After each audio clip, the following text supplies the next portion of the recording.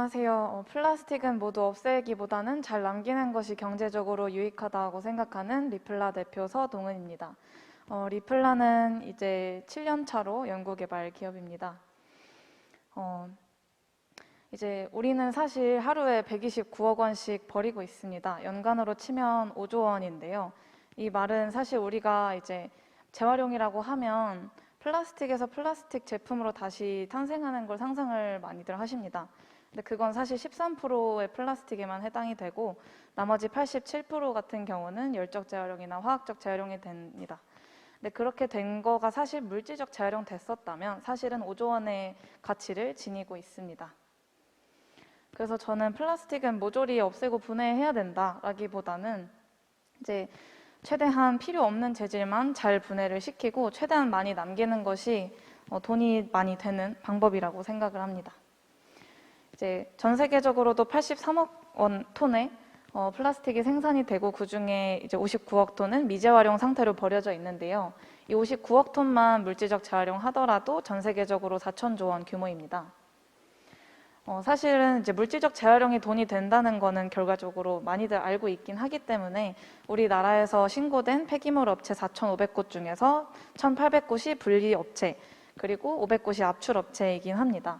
그런데 이 2,300곳의 업체들이 공통적으로 이제 고통을 받고 있는 것은 각각의 재질로 단일 재질 분리를 다 하기에는 시간이 부족하다는 것입니다.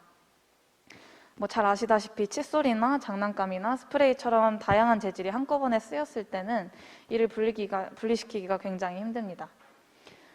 그리고 더불어서 다른 재활용 자원이랑 다르게 플라스틱의 경우는 재질별로 밀도가 더 비슷하기 때문에 대량으로 분리시키기에는 굉장히 힘듭니다. 사실 환경적으로 이제 다른 재활용 방법에 비해서 물질적 재활용이 고품질로 단일 재질로 고순도로 됐을 때는 경제적인 그리고 환경적인 효과가 가장 높습니다.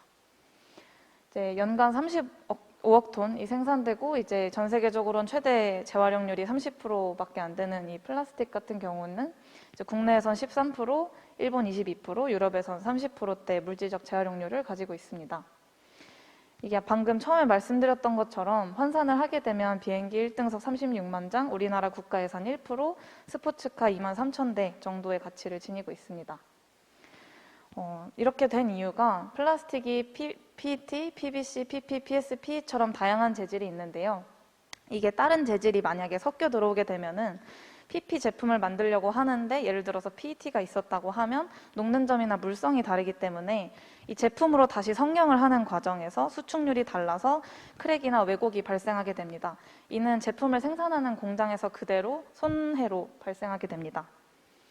그래서 이를 이제 최소화시키기 위해서 재활용 분리 공장에서도 많은 노력을 기울이고는 있지만 여전히 좀 부족한 상황입니다. 그래서 특히 이물질이 많이 껴들어가는 생활계 폐기물에서는 키로당 665원 정도, 그리고 애초부터 좀 순도가 높았던 플라스틱을 재활용했을 경우에는 키로당 1,000원 정도를 받고 있습니다. 그런데 하루에 30톤 이상씩 이렇게 재활용을 하는 재활용 공장 입장에서는 사실 연간 40억 원의 매출 차이가 발생하게 됩니다. 그리고 더하여서 중국에서도 2018년 1월에는 아예 플라스틱 폐기물에 대해서 수입 금지 조치를 내렸다가 2달 뒤인 3월에는 0.5% 이하의 이물질 수준을 가지면 수입을 해주겠다라고 했었는데요. 이를 지키지 못해서 미국 같은 경우도 수출액이 반으로 줄었었고 우리나라에서도 이를 만족할 수 있는 기업이 거의 없었습니다. 그래서 저희는 이런 필요 없는 재질만 선택적으로 분해시켜주는 솔루션을 개발했습니다. 제가 2016년에 곤충 장내로부터 직접 분리했던 균주가 좀 특이한 특성을 가지고 있는데요. 바로 한 가지 재질만 빼고 나머지 재질을 잘 분해한다는 것이었습니다. 그 후로 계속 미생물을 발굴을 해서 약 300종 정도의 플라스틱 분해균을 보유하고 있습니다.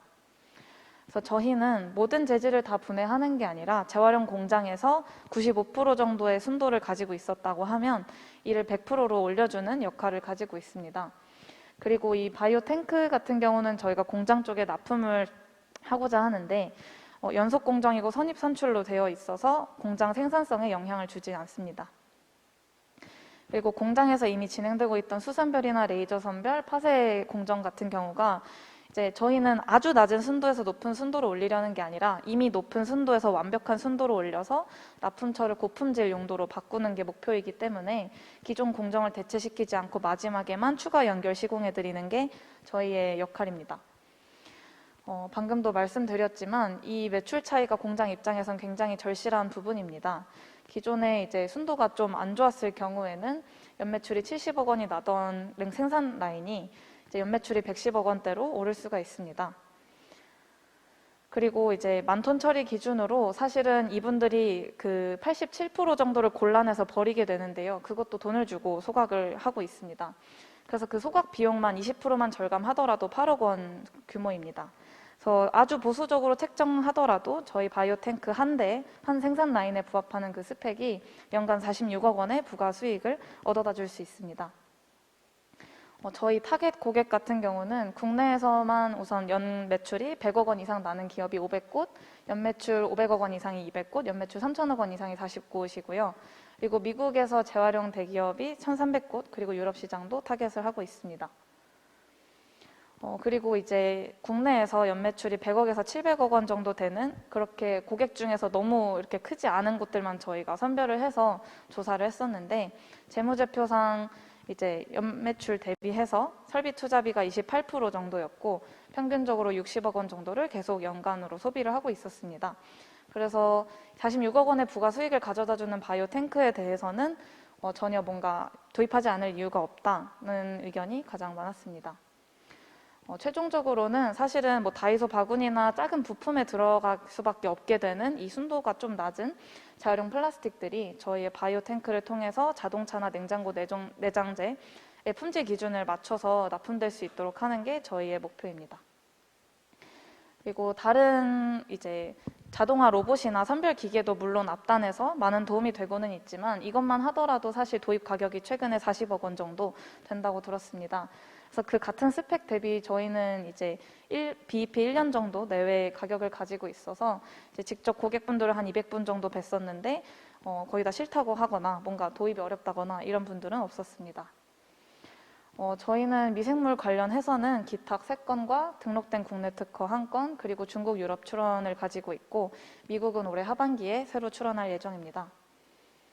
네, 저희는 2024년부터 시범 사업을 시작할 예정이고 저희가 사실 이렇게 계속 스타트업을 영위하고 있던 이유는 이제 환경적으로 뭔가 도움이 된다고 시작했다기보다는 오히려 재활용 공장 사장님들이 좀 더 돈을 잘 벌어서 행복하게 웃으셨으면 좋겠다라는 마음으로 이런 미생물 솔루션을 계속 개발하고 있습니다. 네, 그래서 많은 도움과 지적 주시면 감사하겠습니다. 감사합니다.